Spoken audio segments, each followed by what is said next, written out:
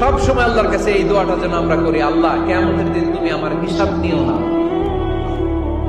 আল্লাহ তুমি আমার বিচার বসিও না, আল্লাহ তুমি দয়া করে আমারে মাফ করে দিও।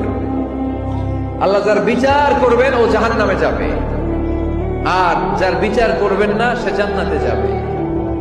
আল্লাহ যদি বিচার করে আর পাই টু পাই হিসাব নেয়, নামাজ পড়লি না কেন, রোজা রাখলি না কেন, মিথ্যা বললি কেন, খাদ্যে ভেজাল দিলি কেন, মাছে ফরমালিন দিলি কেন, যৌতুক খাইলি কেন, ঘুষ খাইলি কেন, উল্টাপাল্টা করলি কেন, জিনা করলি কেন, একটার পর একটা প্রশ্ন বানে যদি সেই ভয়ঙ্কর দিনে আল্লাহ আমাদেরকে জর্জরিত করে, আমাদের কোন উত্তর আছে?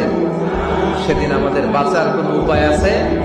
তাই আমরা সবাই আল্লাহর কাছে দোয়া করবো, আল্লাহ কোনো বিচার টিচার মানি না, কোনো বিচার করতে পারবো না, দয়া করবা। কথা কয় না? কি করবে? এবার আওয়াজ করে বলেন, বিচার চান না দয়া চান?